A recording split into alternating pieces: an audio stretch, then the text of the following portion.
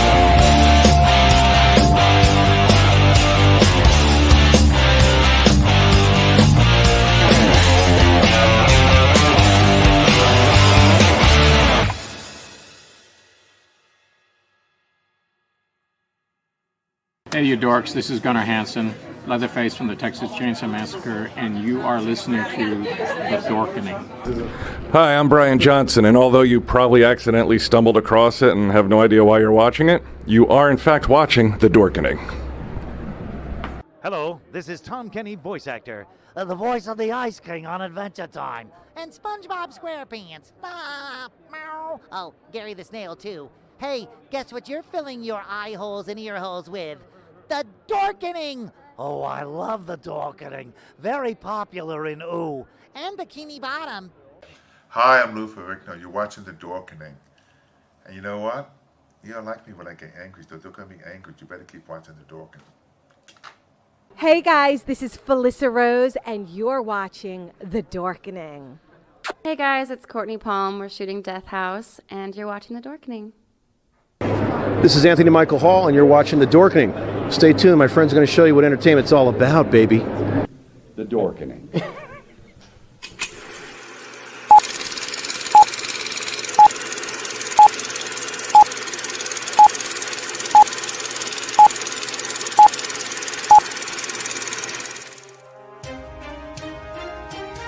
The Dorkening and all affiliated shows are not intended for anyone under the age of 18. The following may contain discussions or scenes that have adult situations, graphic violence, nudity, strong sexual content, and graphic language. This show is intended for mature audiences only. Viewer discretion is advised.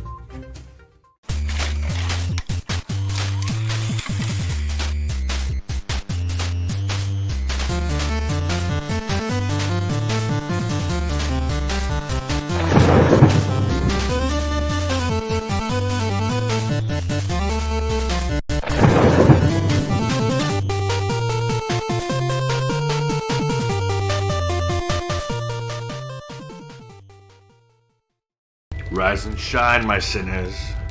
When Father Evil starts his day, he gets a little deadly. Deadly Grounds coffee has the richest, smoothest flavor you'll find anywhere. It's sinfully delicious. Once you go deadly, you never go back. Order yours at getdeadly.com. Coffee's so good, it's scary.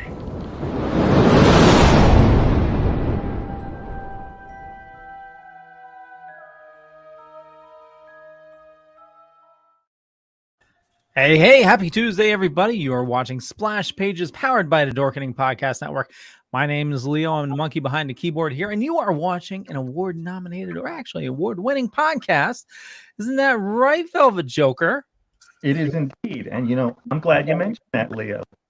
I have to bring this up because it's so important. It's so fresh. Sunday night was the big first annual Amalgamania Podcast Awards. And who? Just us, just 7-8 months into this. The winners of Best Short Form. And now, Leo, I only had time to make one of these. Now I'm going to have them made for you and shipped out to both yourself and to Drew. So if you're ready, here we go. Oh, right. Nice. Oh, do I have it right? Oh, here we go. We got to get it right. All right. We got to get it in the camera. Can we get it good? Yeah. The Podcast King, baby. Podcast. Oh, that rocks. Podcast King. All day long. That's us. Woo!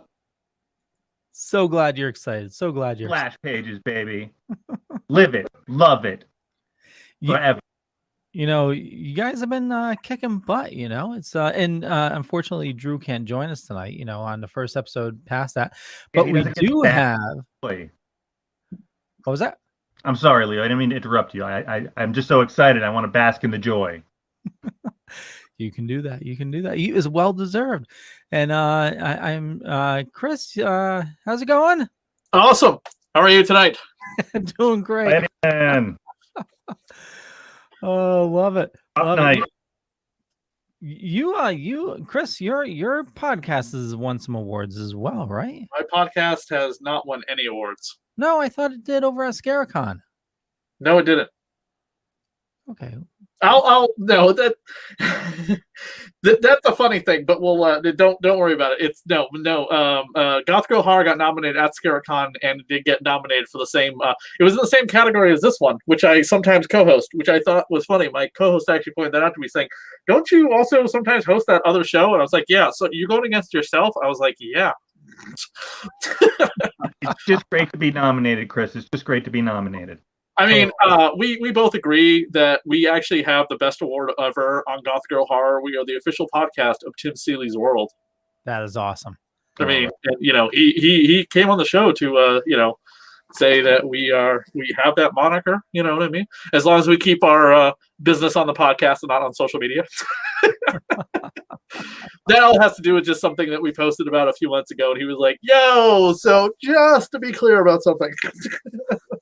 It wasn't political, but it was it was something against like a film studio, and I think he was probably trying to get involved with the film studio, so he was just getting emails going, "Why is this Twitter account connected to you, like crapping all over our movie?" Oh, that's not good. No, but it's fine. I mean, the movie ended up being garbage anyway. So,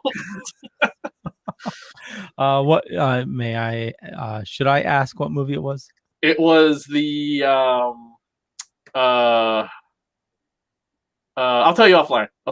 Okay, sounds yeah. Better to keep it that way. We took the tweets down and we understood. He's actually very much like, listen, you hate something, please talk about it on your podcast. If you hate, like, for instance, there was a Cassie Hack action figure that came out. We both hated it. And he's like, just direct them to the podcast, and then you guys can say whatever you want. I have no say over what you say on your show. But on Twitter, it can sometimes become like a thing, and he explained it to me, and I'm like, no, dude, I totally get it or whatever. But he's like, your podcast is your podcast. I appreciate the constant plug for my work, So, and you can say whatever you want on your podcast. Yeah, I totally get it. You need to, walk on eggshells sometimes when, definitely on social media.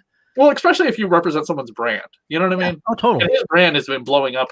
If you're not aware how much in 2021 and 2020, with all of its problems, Tim Seeley has blown up in comics with Money Shot, Vampire the Masquerade, and Superman vs. Lobo now, as well as becoming the managing editor of Heavy Metal Magazine. That's awesome. Plus, putting out 2 omnibuses collections of Hack Slash with 2 new Hack Slash short stories in each. Very cool. Well, I'm not gonna be able to do this whole show with this thing on. I wouldn't expect you to. I love the mask though; it's awesome. Yeah, no, it's great. It's really good. It's the only part of the Spider-Man costume I still have because it's made from this terrible company in China that a lot of people absolutely just hated the material and the zipper of the actual costume, but a lot of people did like the mask. Chris, is that the one with the eyes fluctuate or no? No, unfortunately, that cost a crap ton of money, but I know what you're talking about. I have seen that. There are like digital, I'm sorry, there are like mechanical devices built into the eyelids to go, like the way he does in Civil War. I've been seeing, I belong to a 3D printing forum, and there have been some people that have been printing those. Obviously, you got to have the mechanics behind it, but it's, pretty cool stuff. But maybe this weekend at Boston Comic Con, I'll dress up like Torment Spidey, not bathe and shower for like 4 days, rip up my costume, cover myself in pig sweat, and just walk around like a homeless man in a Spider-Man costume, like the way he looks in these last couple issues of the story. No, don't do that. Don't do that. And then just have a giant sign, I represent the Dorkening Network. Well, we are talking about Torment tonight. So I got a brief synopsis. The Lizard is going on a murdering spree before Spider-Man tries to stop him. The Lizard poisons Spider-Man, throws him off a building, and is later revealed that Calypso is hypnotizing the Lizard to do her bidding. Spider-Man defeats both Calypso and the Lizard, but Spider-Man believes the Lizard died from Calypso's effect on his brain. This was published in 1990, written and drawn by Todd McFarlane. Cover price was $1.75. Editor at the time, editor-in-chief was Tom Defalco. Colorist was Bob Sharen, and letterer was Rick Parker. And I got a bunch of information in the show notes up above or down below if you want to watch, check it out. We do have a link to the trade paperback if you want to check it out. And this was a monumental episode when it first, or issue when it first came out. Mm-hmm. Sold this was my first issue. Tonight? What's that, Rich? No Inner Sophia tonight? No, sorry, I've been a little crazy at work. I need to do that. All right, just checking. I didn't want to skip over your masterpiece. Oh yeah. I need to get back into doing that. I like those. Leah, do you have the trading cards handy next to you? Mine are buried behind me, unfortunately. Mine are buried. I have a closet full of shit I gotta start going through.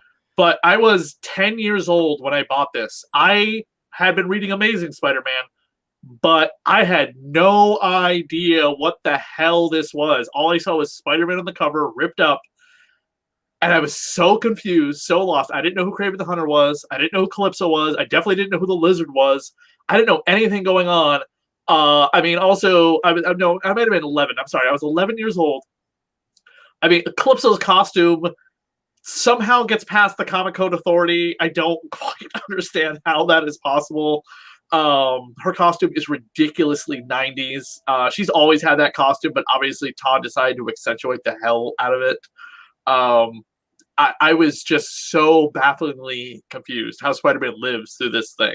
And eventually, as an adult, I hunt down the entire story and read it. I try to read it, because if you've read this from beginning to end in one sitting, it is the most incomprehensibly, unbelievably badly narrated comic book ever. And this is why Todd McFarlane was not supposed to write comics. He was just supposed to draw comics. Yeah, it was. We'll get into a little bit more about it, but it was a little bit hard to follow. I added this to our reading list because I was in high school when this came out, and I just loved Todd McFarlane's artwork. I was collecting his issues in Amazing Spider-Man. I had his Hulk issues. Unfortunately, at the time, I missed his Batman issue, but I've since picked it up. But yeah, just his artwork is just amazing to look at. I think he got better writing it as we got on, because that Wolverine story he does is amazing, but we're not covering that tonight. No, but this was, the first issue sold 2.6 million copies. There was a ton of right there. Amazing. crotch shot Spider-Man. Woo! Just the splash pages that Todd does is just simply amazing. Right. Physically insane poses. Yeah. Yeah, some of them anatomically not correct. It's just like, how can a person bend like that, They always say the Dark Knight rises, Rich, you being the Joker fan. Mhm. Spider-Man rises in this because every 5 minutes, every goddamn issue, it's rise above it all. Rise, rise. Did you notice that? Absolutely. Well, it's interesting. We were originally supposed to do this a couple of weeks back, but we ended up having to switch the schedule around. So I remember reading it at a time all the way through. I remember being not really impressed. I was like, of course the art was beautiful, but like the storyline didn't really like hit me. No. But then when it came back up around, I was like, you know what? I'm going to refresh it. I'm going to read it. And I read it in 2 nights. I read it yesterday, and then I finished it up tonight. I finished the first 3 last night, the last 2 tonight. And it's a much more complex story when you break it down like that. When you're able to digest it, you've already read it once, and really like just because there's a lot going on. There's a lot of there's the background noise and that he's poisoned, and it starts off where just Spider-Man just has this huge ego. His ego is like it's humongous. He's like, oh, he had stopped a purse thief and he had dared to pull a gun on Spidey. And of course, Spidey webbed him up really quickly. And he goes back to Mary Jane. He's like, oh, how dare he think to even try? I've gone against even Thanos and Dr. Octopus and Dr. Doom. And like his ego is huge. And boom, like you said, Chris, he gets dragged down to the bottom and he's got to drag his way back up to the top. It is also funny that Calypso's costume is literally a Kraven the Hunter female costume. I mean, she is basically like female Kraven, with the exception she doesn't go hunting. She's a voodoo priestess, but her costume is identical to Kraven right down to the, shoddy loincloth, barely covering the downstairs business. Right. Well, it's interesting that it took Peter a while to pick up on the fact that the Lizard wasn't talking through all this, because there was always a Kurt Connors behind it. But under the power of Calypso, entranced with her voodoo magic, that she was able to control him and even stop him at some points from destroying Peter. She wanted Peter to suffer. Yeah, and they're kind of tapping into that right now. Nick Spencer is in Sinister War. Kurt Connors and the Lizard are separated. Separated? Yeah, which, by the way, Nick Spencer had to point out, had never been done with the Lizard. Kurt Connors and the Lizard had never been separated. You think that the Hulk has had that happen a few times, but no, Connors and the Lizard have always been the same person. This is the first time ever Doc Ock separated Connors from the Lizard. What was the process to which that was achieved? Oh, there's this demon called Kindred. Also, Dr. Octopus is just a super genius, and he also gave back Max Dillon his electrical powers, because we can't have the female Electro running around. He's going to be played by Jamie Foxx in a movie coming up. We got to have the male Electro running around in the comics again. Remember my comment I posted in the group saying, hey, look, She-Hulk has a book coming out? Because those have lasted more than a few issues. Why? Because she has a TV show coming out. I love that John Byrne series of She-Hulk. Hey, man, I 100% agree with you, but can you name a She-Hulk book that's not lasted more than a year? I mean, they do not last. They got canceled very fast. She is not a character to carry her own book for very long.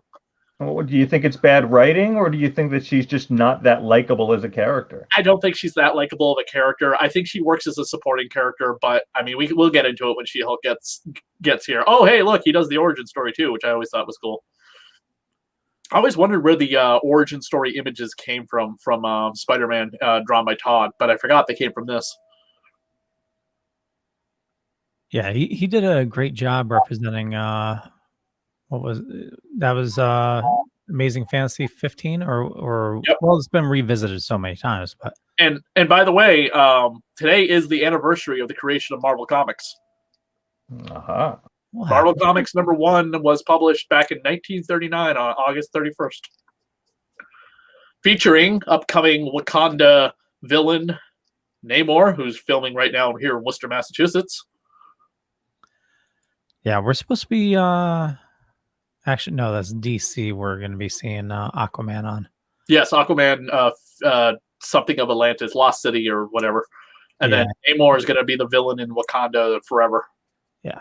Which sucks because we're not going to see Namor fight Chadwick Boseman. Well, supposedly Shuri got hurt on the set, and they rushed her off to one of the hospitals. Here in Worcester? I mean, most likely. I mean, depending on how serious it was, they might have sent her into Boston.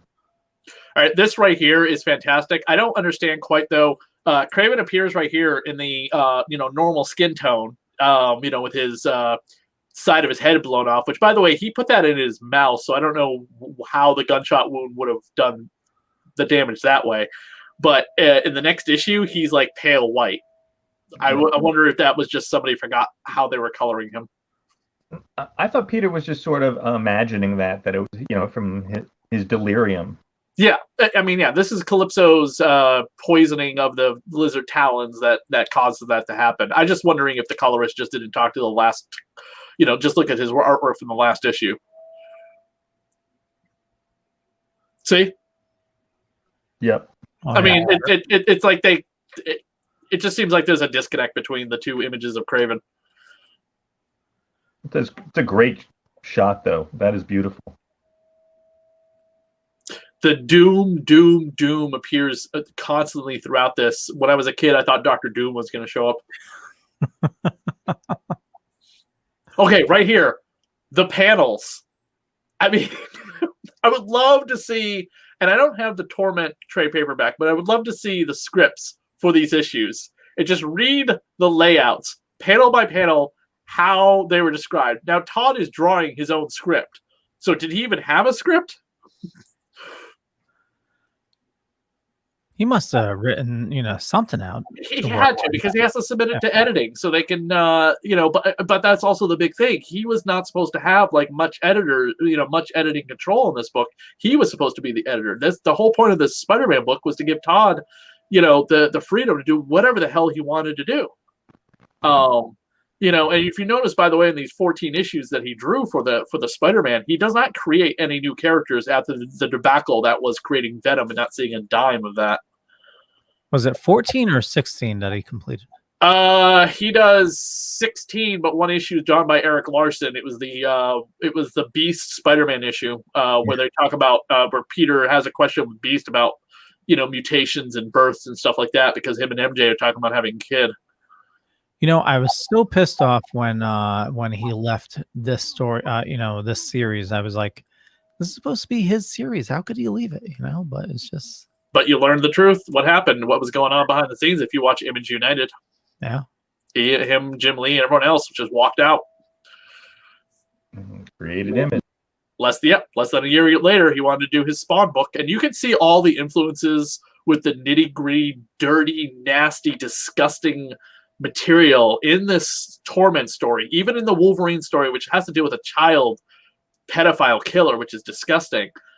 Even in this storyline, you really get to see the influence of Spawn, because Amazing is not nearly as dark as this Spider-Man book. His Amazing run is pretty toned down, with the exception of a couple stories. Now, Chris, how did you feel? Like, I just felt the whole Mary Jane line, her going out, and the way that she's coping with it was just, I don't know. I just felt like we could have done without it. Yeah, it just, honestly, it makes Mary Jane can be really badly written sometimes. And in Kraven's Last Hunt, which is heavily connected to this, of course, Kraven's Last Hunt, she is constantly worrying about Peter. They had just gotten married, and then Kraven puts him in the ground. And she is not partying every night and every day like she is in this. This is ridiculous that she's this just, I don't know. You're right. We could have seen her in the beginning, and then maybe an epilogue at the end of her tending to Peter's wounds would have been great. Because he showed up at the end of the story, and he's like, "Honey, I'm home," and in just a pile of blood, sweat, and God only knows what else. Yeah, but the next issue, by the way, I'm sorry, Chris. I apologize. No, go ahead. Your mic was cutting out. No, I was just hoping that she would have been, a stronger character in this. Like, Right. She's just her party girl self, which is awful sometimes, which is great when that's the character Mary Jane. But when it's something like this that's happening, it's truly just Yeah. Writers today have written Mary Jane very well. It's so goddamn sad that the pandemic killed the Mary Jane ongoing series because they gave her own series where she is like having adventures with a Mysterio making a movie, and then she goes on another road trip. And the first 5 issues of that were phenomenal. They were fantastic. She became co-director of a movie blackmailing Mysterio after finding out it's him, and that plot is currently now affecting her and Peter's relationship in the current book. Because he's like, you didn't tell me you were working with Mysterio, and she's like, because you would have done this. You would have done exactly this.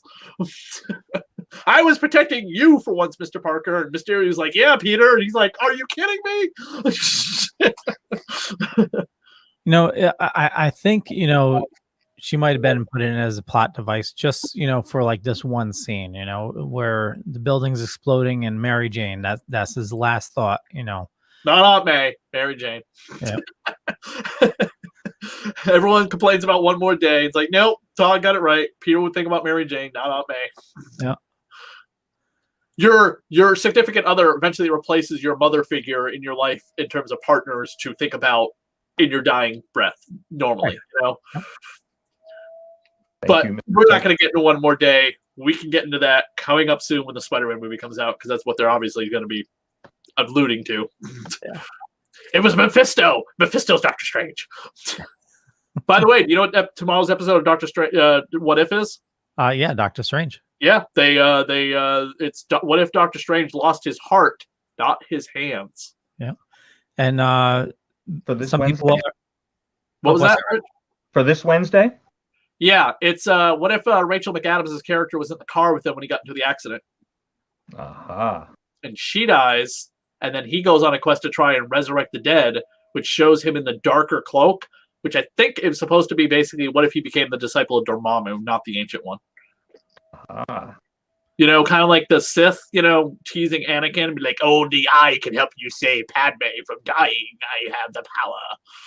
I mean, generally, I feel like they're hitting and missing with that one. I mean, it's okay. It's interesting. I thought the Black Panther one was phenomenal. And the Captain Carter was good and interesting. But I don't feel like they're knocking it out of the park yet. The murder mystery I thought was amazing. I thought that was incredibly well kept, especially when they revealed who the murderer is at the end, and they didn't put his name in the credits in the beginning. Oh, I didn't realize that. Yeah, they made a big point pointing that out online, saying, did you notice whose name was not in the credits at the beginning when we tick off all the cast members who decided to return? He was not listed for that specific reason. So. Some people are theorizing that the Doctor Strange that we see in the What If is going to be the Doctor Strange that we see that's seen in the trailer for Spider-Man No Way Home. Right, it's Evil Strange. Maybe it's Mephisto again. The theory of Mephisto. The biggest theory of being Mephisto is because they're doing One More Day. They're doing the whole where Peter's like, make everyone forget except for Aunt May, except for whatever MJ's name is, Michelle Jones. Forget. Oh, what about Ned? So was Nightmare not locked in as the villain in the next Doctor Strange movie? That's been rumors. Sam Raimi has still not said anything. Sam Raimi is not going to say anything at all. We know we're going to get an What's on Reddit, Leo? What's on Reddit? I can find out. But I got a feeling we're going to get Ash. A lot of people are saying that. The thing that struck me the most in this is when Spider-Man throws the chains at the lizard, thinking either they will kill him and he doesn't care, or he knows the lizard's strong enough to survive a neck break. Which issue was that? That's 5. That's towards the end of 5 when he escapes. Okay. When he's had it. Right? Well, it's the same as when he initially, I think it was the first or second issue, when he throws the piece of metal and he thinks that he kills the lizard too. Because Spidey has incredible strength. I can't figure out if that's a illusion or not. What about the illusion, Chris? I'm sorry. I can't figure out if that's an illusion or not. Ah. Now, the Lizard will never show up again after this until the anniversary issue of Amazing Spider-Man 365, with the hologram cover. Mm-hmm. And Spider-Man does his I gotta lift up the entire subway system above me, homage that famous storyline. Oh! And then he goes and saves the Lizard and electrocutes him, and he turns back into Kirk Connors, and he turns himself in for all of his crimes. And then he goes home and finds out his parents are still alive. But it just seems like there's a big disconnect between the Lizard and that, because he's all like, Spider-Man, yes, of course I have the brain of Connors, but I'm the Lizard. I'm gonna do Machiavellian scientist stuff or whatever, and you're not gonna stop me. No mention of the Torment storyline whatsoever until he escapes, and then there's a Web of Spider-Man 2-parter where the Lizard hunts down Calypso and fucking just snaps her neck. Tosses her down like so much trash, and then he's about to devour her, and Spider-Man stops him, and then he gets caught in quicksand, and then supposedly dies until somebody over in Spectacular forgets that story happened and just has the Lizard walking around as Dr. Kirk Connors trying to save Peter from what he believes to be clone degeneration. There's a lot of Spidey info. It's ridiculous sometimes because people don't pay attention to other people's storylines and notes or whatever. It's the one thing I've loved about Nick Spencer. It's like if it's happened to Spider-Man, it's in his continuity. I guess so. The letter pages constantly talk about how nobody answers the question. Calypso never answers Spider-Man's question about who the hell she is. And Spider-Man has met Calypso before. And I understand he's drugged out, he's stressed out, he's in fever, whatever, but yeah, he never gets, even though we get the answer of why it happened, he never gets the answer of why it happened. Right. And Calypso and Spider-Man, there's a Marvel team-up issue with Tigra, and then there's a Spectacular issue where she first appeared. And she was Craven's, old lover. I guess Craven obviously has multiple lovers because he has a wife who he has a kid with, he has a daughter with.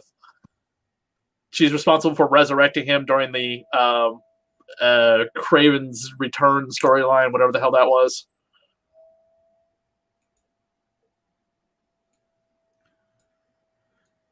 So overall, I felt a little let down with the story because it doesn't really move anything forward. It's just what were you guys' thoughts on it? Yeah, I totally concur with you, Leo. I mean, it's the fun storyline, and it's sort of it's like a side story. It's like this traumatic thing happened to Peter, and he really got the crap beat out of him and almost died. But at the same time, it's it didn't change the life of the Lizard. It didn't change Peter's life.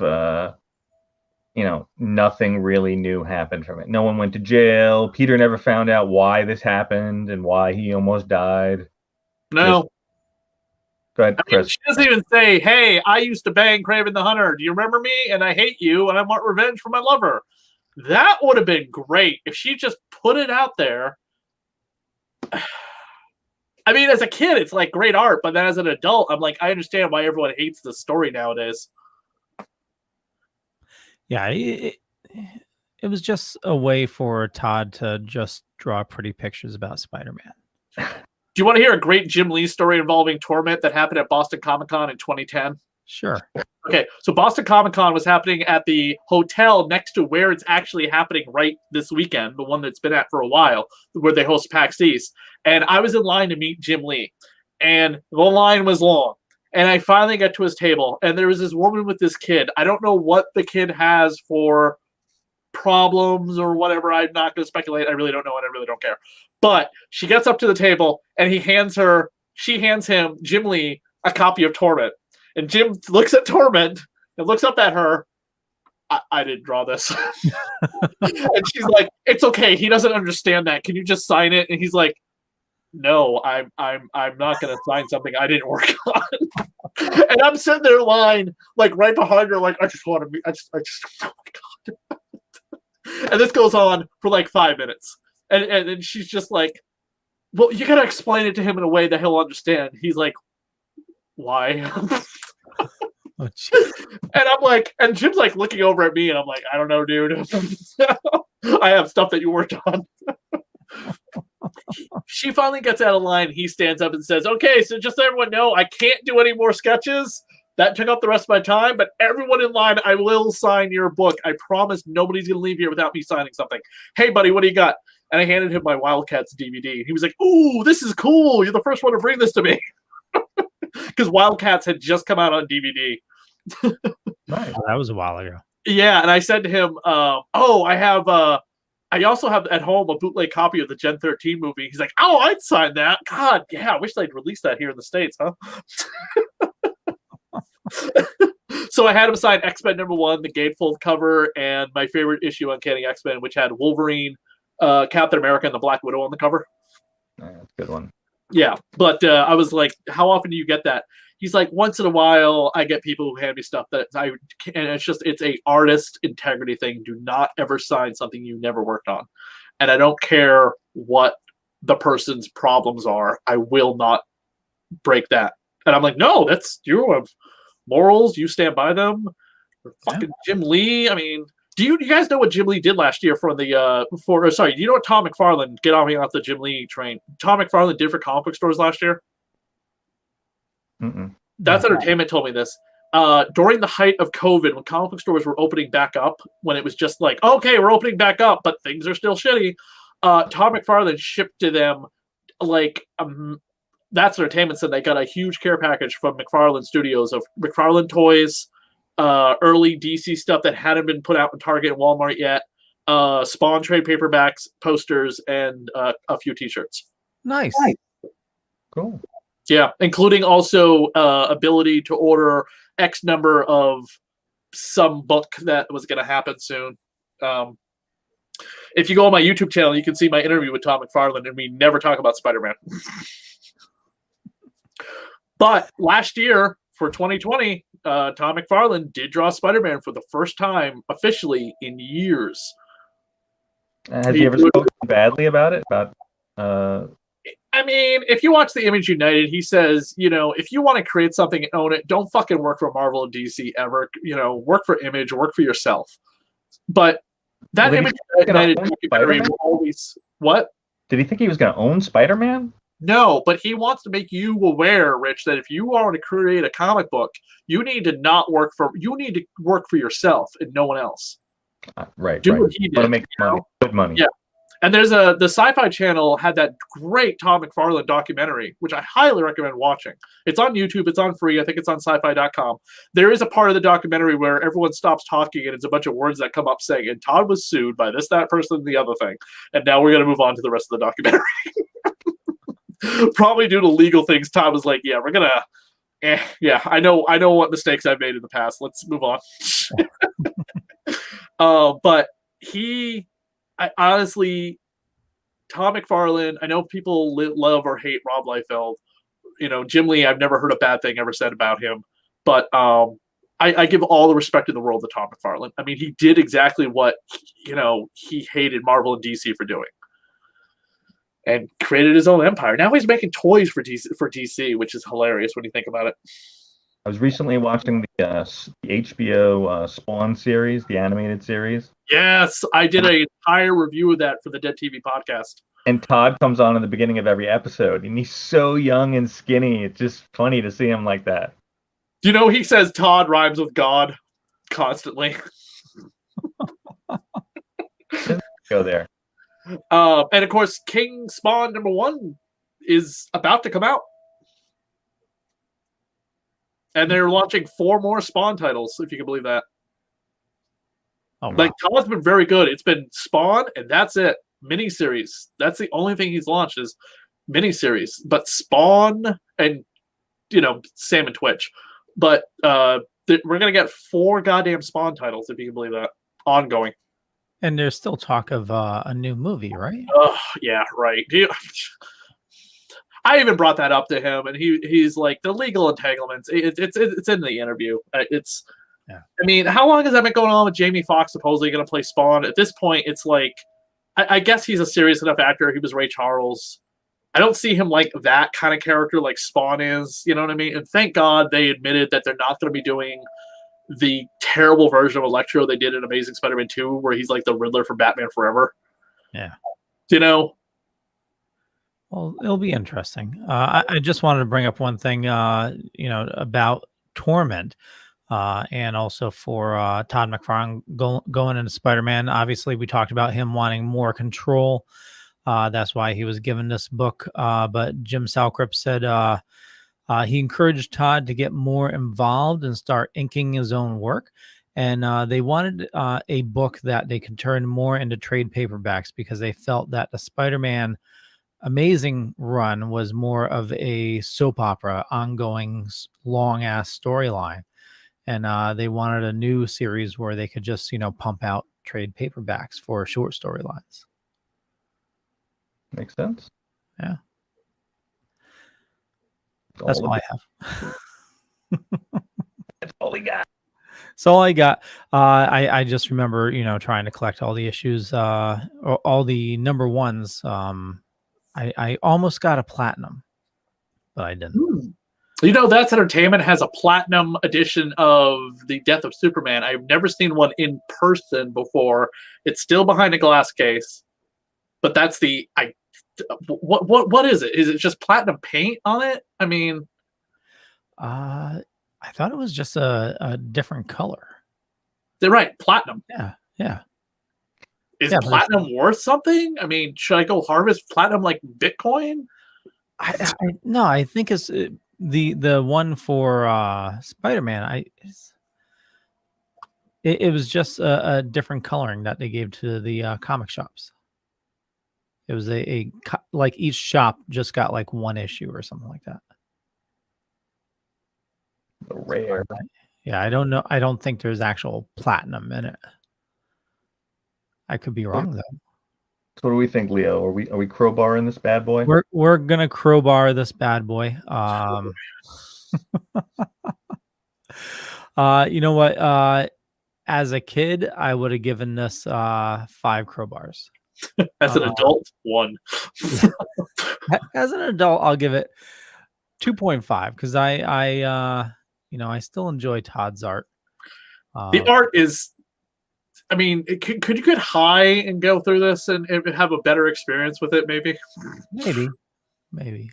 I don't know. But because again, look at this compared to his Amazing stuff. They're so different. Yeah.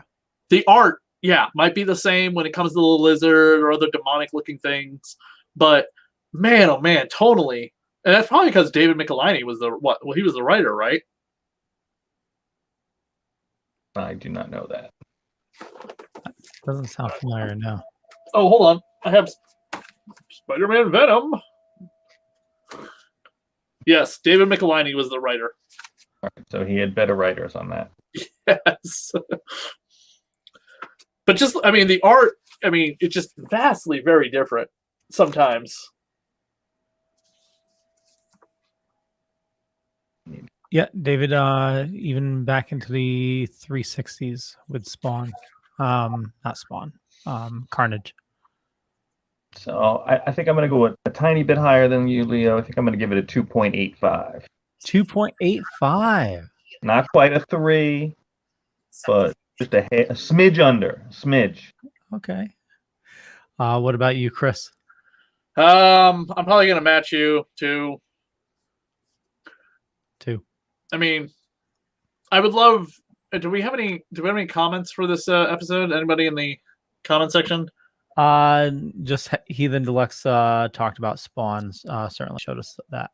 Now I've watched before. I've been rereading all of the Spawn. The Todd McFarlane Spider-Man adjective list books recently, just because it's been a while, and like you said, I love his art.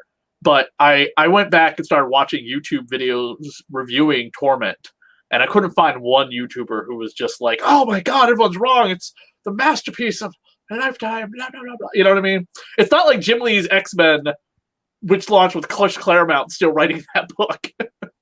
Because someone said, "Oh, it's as good as Chris Claremont's, the Jim Lee book that launched a year later." And I'm like, no. Chris Claremont was writing that. Yeah, same thing. I watched a bunch of reviews, and just there was nobody really, criticizing, the bad reviews. It was just Right. The trading cards, like I said, I think we both have, were the first time ever in my life I ever saw artwork, and I don't know if you can bring them up online and put up what an image of the trading card looks like, because again, mine are buried, unfortunately. But Rich, you remember how like a lot of the trading cards, like Marvel Series 1, had like a white border or something? Okay. Yeah. So, and DC was like a gray border. This was the first time ever I saw the artwork bleed over the side. You know what I mean? It literally looks like they took. Somebody's got a cool comment. The images from the comic book and cut it, and then put it on a card. I think it was universally felt at the time that the story was anemic and the art was amazing. I was 16 when I picked up my copy, and that was Heathen Deluxe. I don't think this is them. And Heathen Deluxe, thanks for sharing. No, that's okay. So that is connected to the 1994 Spider-Man art series that was entirely drawn by Mark Bagley. Which, unsung hero of Spider-Man, I think sometimes he does not get the recognition he deserves. And how many times has Mark been drawing Spider-Man? He's drawing Spider-Man right now as we are speaking. He's drawing Sinister War. Mark hates Here we me. go. I found him. He hates my laugh. Yes, so yeah, those are it. Yeah, so they did a full bleed when printing these out. Yeah. And do you remember like the price tag of those cards? Because like a pack of cards back then was what, like $1 maybe? It was the price of a comic book. Maybe $1.99, maybe? I think it was less, but I remember these being a lot more expensive. Back then, I remember buying like a case of cards. Yeah, I mean, I have the Bloodlines and the Milestone boxes behind me right now. Yeah. That I'm assembling, and I got those wicked cheap, like $10 a box, unopened. But if you wanted an unopened box of these Spider-Man cards today, whoo-hoo-hoo. However, the 30th anniversary Spider-Man cards, which have a lot of Todd's art on them as well, which was like the sequel to the series, you could easily find those for like $100. But that Todd McFarlane set unopened, man, I've seen it go for like $500, $600 unopened. Really? Yeah, a complete set of those cards, cheap, very easy. But an unopened box, forget about it. I have some unopened boxes of Yu-Gi-Oh cards from the 90s. Yeah, are you? I know winter's coming. Are you guys getting cold? Yeah, I was gonna say, you have a torch. I mean, you and your wife could have a nice romantic evening, just tossing Yu-Gi-Oh cards into the roaring fire. Oh, I just imagine you guys like John Shee on that episode of Superman and Lois, The New Adventures of Superman, where he is just like throwing dollar bills into the fire. They don't keep himself warm. Actually, the ones I have, they're imports, and yeah, they go for quite a bit. So they might be worth something. Okay, so you need to fund the network. I understand you're going to sell them. Yeah, and pay my medical bills too. Yeah. But one box, I know somebody online was trying to sell it for like $2,000. I doubt it'll sell for that, but reading this Torment storyline again, I'm really taken back to, and where I bought this was a comic book store in Webster, Massachusetts, on Main Street, which closed a year later, unfortunately. But this was my first exposure to realizing as a young child that there was so much more in Spider-Man than I ever thought possible. Like, my exposure to Spider-Man was cartoons, and then I finally picked up my first actual bought Spider-Man comic book with my money was, I think, like the first appearance of Cardiac. Has Spider-Man Cardiac and the Rhino on the cover, and actually is also, by the way, the first appearance of Cletus Cassidy. He's in the prison cell with Eddie Brock, thinking, I'm going to stick Eddie Brock in the middle of his sleep because I can't get this guy to shut the fuck up about Venom. Which issue was that? Amazing Spider-Man 341. Spider-Man, Rhino, and Cardiac, who is a brand new character created in that issue. He's a African-American surgeon who has like weird skin underneath his skin, like cybernetic skin, and he can use his powers to help heal people, but he's like anti-big business. He's a complex character. Yeah. Okay. Yeah, So I'm like sorry. That was my actual first issue. Excuse me. That's what I meant. The issue I'm talking about takes place after this. So yeah, this was my first. That was my first actual bought issue with my own money. Nice. That Spider-Man gets rid of his powers after Nathan Levinsky is killed by the Vulture accidentally, and Spider-Man's like, no, I must always protect Aunt May, and I want to, have children with Mary Jane without, accidentally infecting her with my irradiated blood one day. So I'm gonna give up my powers, and the Chameleon's behind the whole thing. And then he gets his powers back like 2 issues later, and Black Cat loses her powers. And Spider-Man fights a bunch of crappy villains, like characters that Eric Larson created over in Marvel Comics Presents, starring Wolverine. Yeah, the That was 90s. a fun series. Marvel Comics Wolverine. What was that? The Marvel Comics Presents Wolverine. That was a great series. Yeah, there's like 4 of these female Fury fatal big. Like, if you've seen the way Eric Larson draws women sometimes, this entire team is women drawn by Eric Larson the way Eric Larson draws women. Big hair, big boobs, big butts, big thighs, big hand. I mean, it's just like they look like Savage Dragon villains. And they team up with like the Tarantula 2, and the Scorpion is probably the only classic character that shows up besides Black Cat.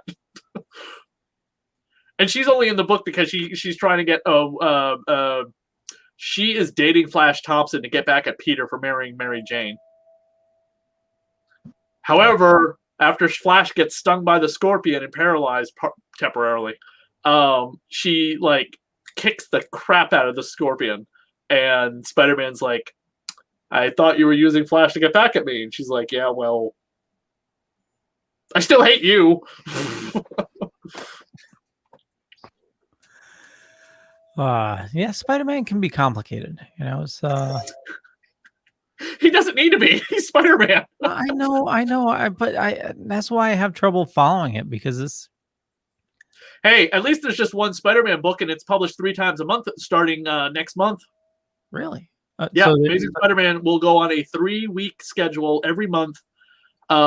Basically, they are doing a brand new day for Ben Reilly, because Ben Reilly is taking over as Spider-Man once again, as Peter is going to go into, whatever. You can look up issue number 76. And as Peter in a bed with his Spider-Man costume looking like Torment, Mary Jane crying by his side, and Ben hanging out in the shadows.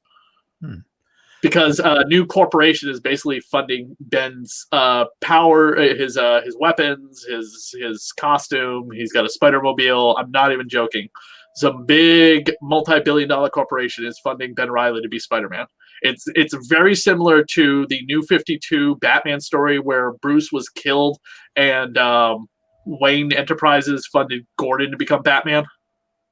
Well, they're doing it now because Lucius Fox's son is now the new Batman. Right, in the future though, right? Because Batman's running around in that Fear storyline that's got 37 goddamn tie-ins. Well, he's running around within the same storyline. Oh, okay. I thought that was the Future State. It might be Future. I swear to God, I think that's Future State, because happening right now in Batman is the giant 37-part crossover Fear itself. I'm not even joking. 37 goddamn tie-ins. Really? Yes, it started on Free Comic Book Day. It's a giant Scarecrow storyline. If you, by the way, look in the group chat, you can see the list of upcoming Marvel events I posted, including the Devil's Reign, which is supposed to be a giant Mephisto multi-part storyline. Hey, Mephisto's back? No, he's always been back. In fact, if you go read Amazing Spider-Man, he just showed up in that. Gee, can't imagine why. The one thing I am excited though is they're switching Batman writers. Tom King is finishing his run, and I think that happens this week. wait, Tom King got pulled off of Batman back in issue 75, and he started Batman Catwoman.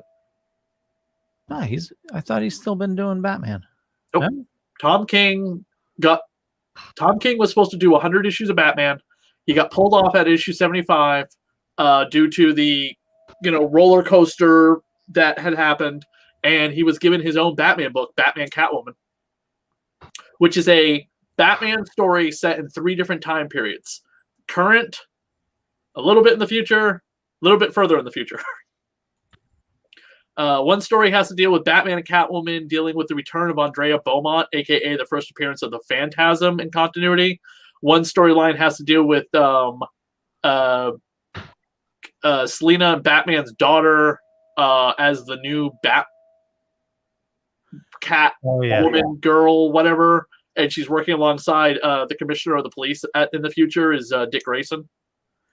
Yeah, it's James Tynion the Fourth. Yes. Okay. So he's been doing detective and Batman at the same time. Yeah. There's a new series that is pretty good. Also, is I think it's titled The Detective. Yeah, there's like 4 Batman stories. Honestly, the only thing of Batman I'm reading is like I feel like it's just another one getting added every 5 minutes. It's Batman 89, Batman Catwoman, and Batman The Adventures Season 2. The Batman The Adventures continues Season 2. Has anybody checked out the new Nightwing series? I really like the way they're going with it. This is after he got his memory back. Yeah, he's got apparently Alfred left him billions, and he has a plan for Bloodhaven. I always wondered what Alfred made from money from Bruce Wayne, because he had to have been making money. He couldn't have just been doing this to be like, oh, I get to live in the mansion. Isn't that nice? And he I this man-child every 5 minutes. and I'm sure he got to have the best investment people because he was in with Bruce. So. Oh, and how much you want to bet if by the way, there's also an Alfred series. There's an Alfred miniseries now. Comic book series. Not TV series. I think the TV series got a 3rd season. I don't know when it's happening. I mean, isn't he he can't be any deader in the comics. They finally killed him to death. Right. Well, yeah, not only did they kill him, Bane fucking just Yeah, and then he came back as a ghost or a zombie? Ghost. Yeah, but not really, still not alive yet. Not until Ra's al Ghul was just like, oh, I'm just gonna dump it in the Lazarus Pit. How are we gonna bring Alfred back? Lazarus Pit. Well, so he appears as a ghost to Robin in the new Robin series.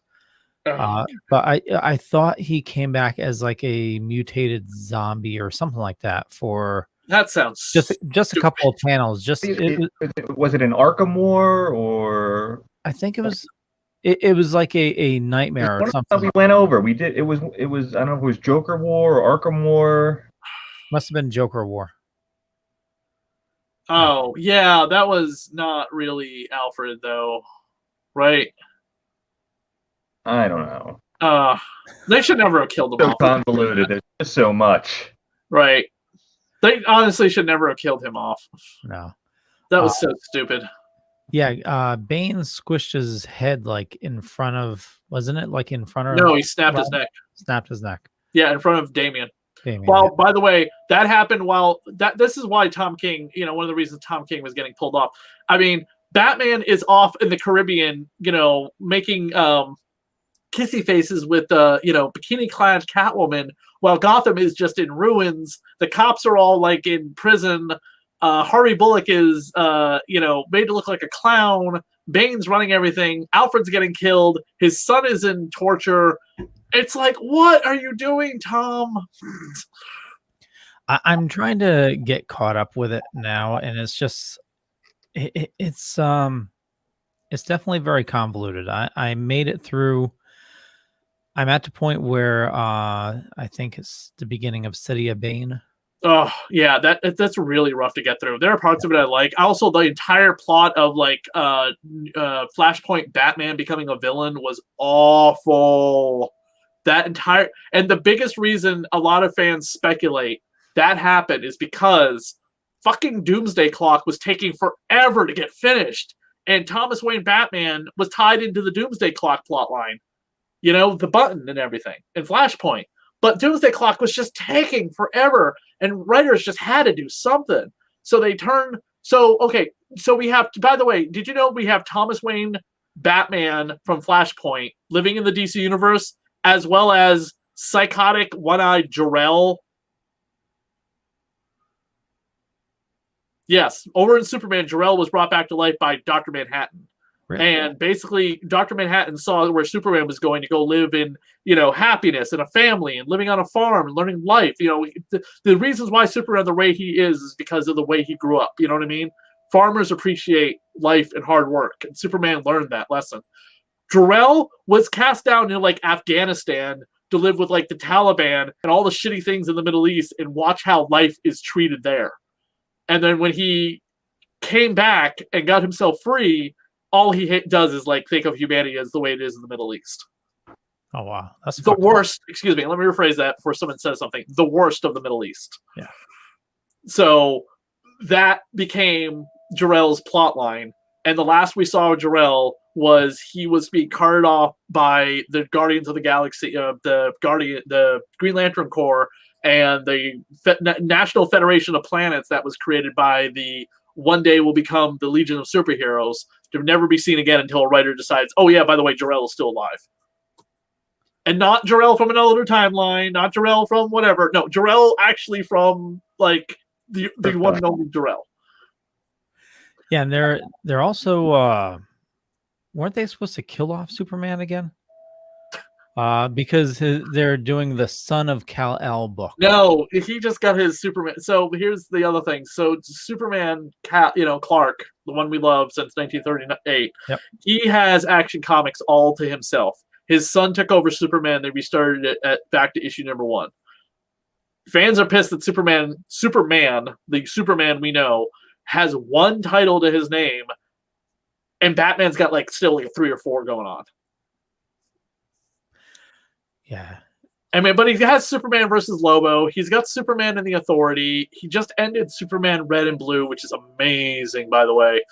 I mean, there are Superman books out there with Superman in it, but yeah, it's one-off storylines, though, Right, and we do have the animated series finally coming out on Blu-ray, but yeah, it does seem like DC is once again being what do we do with Superman? Oh, give his son a book, and he'll keep Action Comics because we always have to print Action Comics. Just Wonder Woman sales suck all the time, but we have to print Wonder Woman. Because as soon as we stop printing Wonder Woman, do you know what will happen? The internet will destroy DC Comics for no reason other than the fact that, but you have to print it. Why? When was the last time you read Wonder Woman? Because I haven't read Wonder Woman since Rebirth, and not counting Dead Earth, which was, again, a Black Label miniseries. Well, she also played a big role in death metal, right? Right, and Diana, as the last time I checked, was still walking the planes of the multiverse with 1939 version of Wonder Woman, basically God in the form of Wonder Woman. That's what we perceive it to be. And the Wonder Woman running around right now is the Black Wonder Woman, Naomi. Okay. Who Serena Williams did a commercial to look like. Yeah, I saw that. That's pretty good. Oh, by the way, I'm going to be possibly having Joshua Williamson on my show, Goth Girl Horror. Very cool. He is the current writer since the rebirth of The Flash. Nice. But he writes a comic book called Nail Biter, which is about a serial killer who kills people who bite their nails. Well, that's not good. I found your picture you're talking about. So starting in December, you have a Marvel event, Devil's Reign. Yep. They're really leaning. Okay, so they by the way, Facebook has been Marvel has been posting about every single one of these since that image posted, giving us a heads up of what's going to be about. Avengers Forever is about a multiverse Avenger team, so it's like the last Avengers Forever series. The lives and deaths of Wolverine multi X-Men crossover event, because we need that. She-Hulk getting her own series because she's got a TV show. Hold on. Okay. Yeah, Didn't they just do a Death of Wolverine? The first one. But no, it's the death and lives of Wolverine, about the entire history of Wolverine, past, present, and future. Okay. Because we need that, right? We need to know the past, present, and future Wolverine again. Yeah. They just killed him off, though. Yeah. We'll all get over it. We'll read it. Okay, sorry to interrupt. No, it's fine. Yeah. Moon Girl and Devil Dinosaur are getting another series. I guess that's okay. I don't know much about that character. And then the Reckoning is the one in silver down below the Wolverine title. And I already made my jokes about She-Hulk getting another book only because she's got a TV show coming out. Yeah. And you need people to go watch that show, go to the comic store and buy that comic book, right? Because totally. that's how that works. Synchronicity.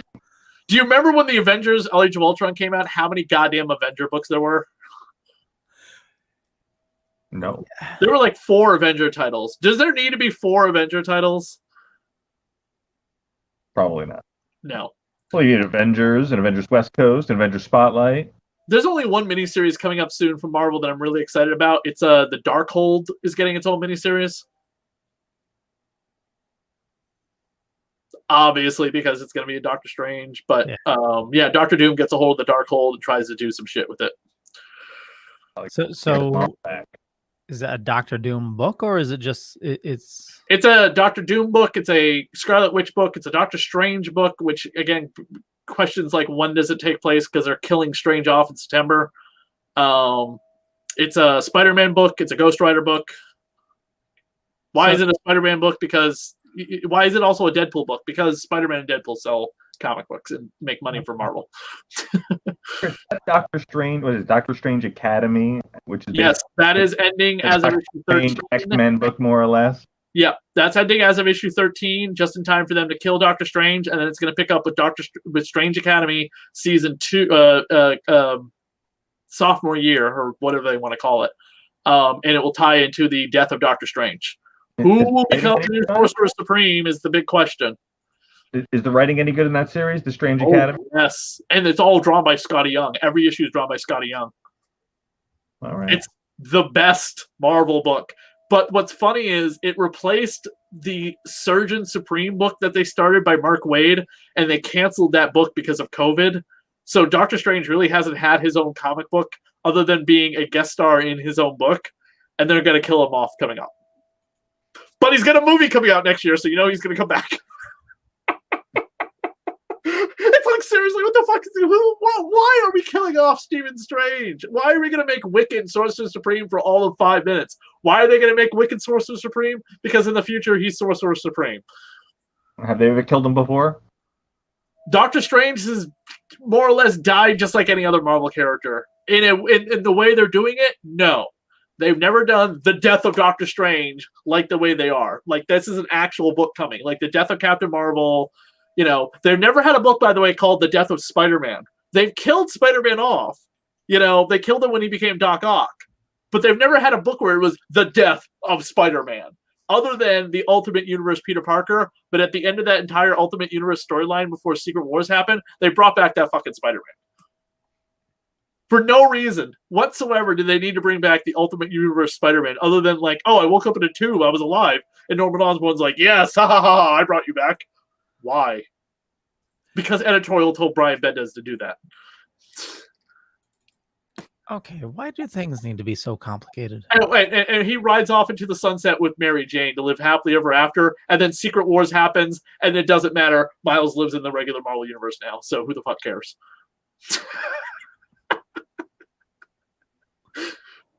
I mean, they did kill off Peter in some fashion or another, but they've never done the death of Doctor Strange or they did. Remember they did the death of Captain America?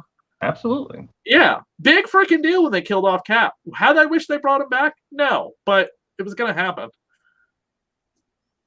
Yeah. Like when they killed off the Human Torch, like Jonathan Hickman, shame on you. That was so stupid. For a year, Spider-Man's the member of the Fantastic Four. Yeah. Like the death of Wolverine. I mean, come on. You're going to kill off Wolverine? Is it because of your pissing contest with Fox?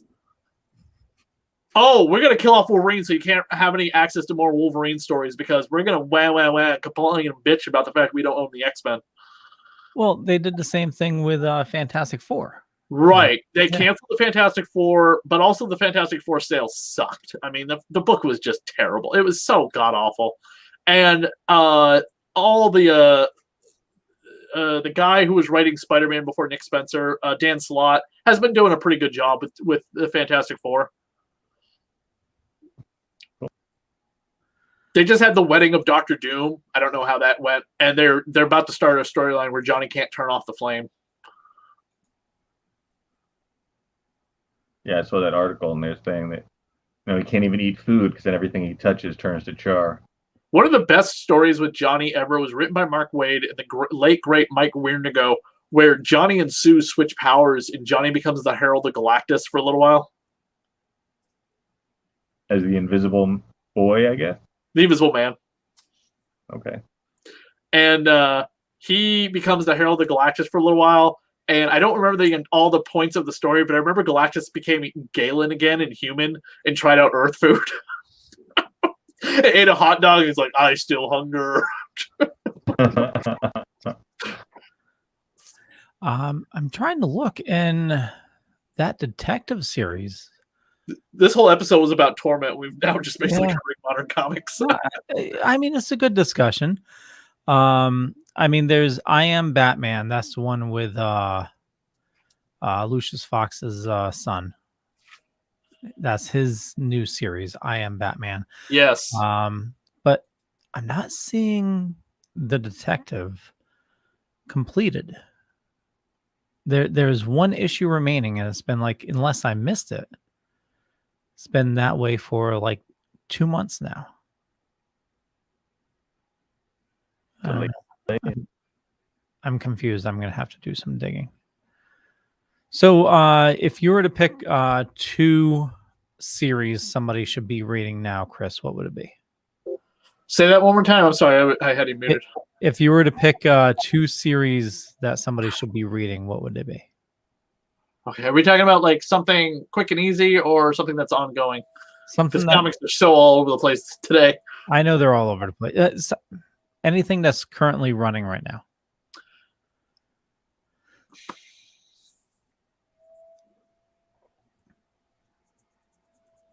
Teenage Mutant Ninja Turtles by IDW, I know people are not liking the fact that it's become very dramatic or whatever, very little action lately, but I still think it's the best goddamn title in comic books. And for like a mini series that's quick and easy to pick up and just get going and get through it. Superman Red and Blue just ended, and those are just 6 issues of mini Superman stories drawn monochromatically, colored monochromatically, that are so goddamn good. They're not all winners. They're never going to be. The Batman Black and White are not all winners, but some of those stories are amazing. Yeah. Highly recommend it. They're prestige format books, like $5.99, so it's not your average comic book. It's not, a floppy a bookshelf thing. And then the third one I would recommend definitely checking out.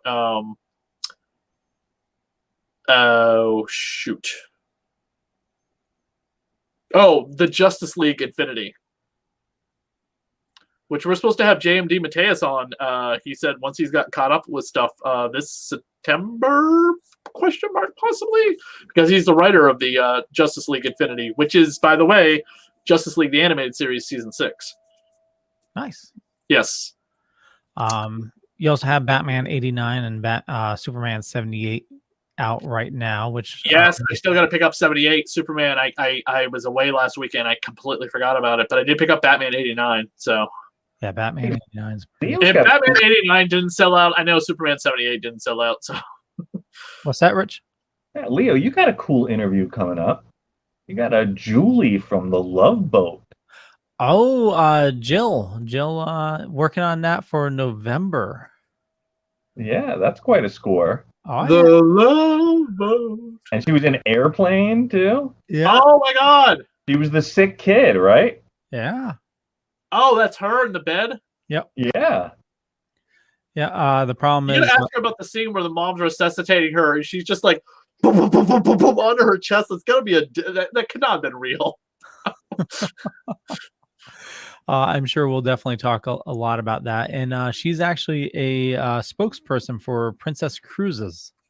Oh, good for her. Yeah, she took over the captain from Love Boat was the previous spokesperson. Okay. Oh, and he died, right? Yeah, he passed away, and she took over. Oh, good for her getting some of that advertising money. That's a good paycheck. Yeah. I tried to eat it too, considering that they're hurting pretty badly. Yeah. People are still going on cruises though, which is pretty crazy. Yeah. Do you want to go on that Star Wars cruise, Leo? We'll go together as a giant group. Everyone got $5,000 to go on a Star Wars cruise. No. Oh my god! I could not believe those prices. I thought that's the cruise or hotel. I know the hotel's $5,000. Oh, does it really matter? It's $5,000 to go. I'm not going on I that. could put Star Wars on my TV, play a Star Wars video game, and have the same experience. I got the Disney Plus. I could watch any Star Wars movie I want. And our I can watch droids now too, and Ewoks. I can go to Comic-Con this weekend, see all the stormtroopers. What's the character Disney has banned from Star Wars? All the Princess Leia, Slave Girl Leias will be at Comic-Con. Right. Okay. The Bad Batch guys. Yeah. Yeah, I'm sure the 500 first will be at Boston Comic-Con this weekend. Yeah. Yeah, I'm shocked it's still going on. It's a lot of events getting canceled, which is crazy. Well, what's funny is Boston Comic-Con is this weekend. So is Monster Expo, not the one that's coming in October that you're signed up for, but also Dragon Con is this weekend. Yeah. The big, geeky convention. Yeah. And we end up with a bunch of super spreaders, and then everything will get shut down somewhere between Halloween and Thanksgiving. Yeah, I'm gonna be wearing my mask. I'm going Friday. I'll see about whether or not I go Saturday. Were you going to wear your Spider-Man mask? I do you think I probably should with the mask underneath my mask? Yeah. Yeah. Absolutely. Double do it. Yeah. Double duty, man. Don't fuck around. Heathen Deluxe says he's going to Dragon Con this weekend. Yeah, you good luck with that. I just imagine Dragon Con being a bigger shit show than Boston Comic Con. Yeah. Please be safe, Heathen Deluxe. Yeah. Now, Boston Comic Con will have mandatory masks, though. Yeah, we shouldn't get into a discussion because I know a lot of people get upset by it, but we want everybody to be safe. If you're not vaccinated, please be careful because this thing is just getting deadlier and deadlier. Yeah, I don't care if you get upset. You know what? Protect yourself. We want to protect children. We want to protect lives. Exactly. Believe it or not, that is our intention. Blah. Leo, are you gonna go to San Diego Comic-Con on Thanksgiving weekend when it's happening? Oh hell no, I'm not going to any cons this year. Yeah. Wait a minute. Yes, you are. You have signed up for the horror convention in Fairfield in October. I'm signed up. We have a booth, but somebody's going to be running it for me. Oh, is it going to be Steven? It's probably going to be Steven and Patsy running it. I'm going to send up my equipment so they can do live streams. And I'll link in here. Same thing with the Token Dead guys. They're going to Super Mega Fest. No, West. Is it? Where the hell is it? Virginia. They're going to some con down south. I didn't realize what time it was. We were definitely talked about Torment. Oh yeah. We got to wrap things up. But yeah, we're gonna be doing some double duty for some cons. I'm gonna set up. I'm gonna have control booth here. Have people at the cons with equipment, and then we're gonna link in and we'll run it from both locations.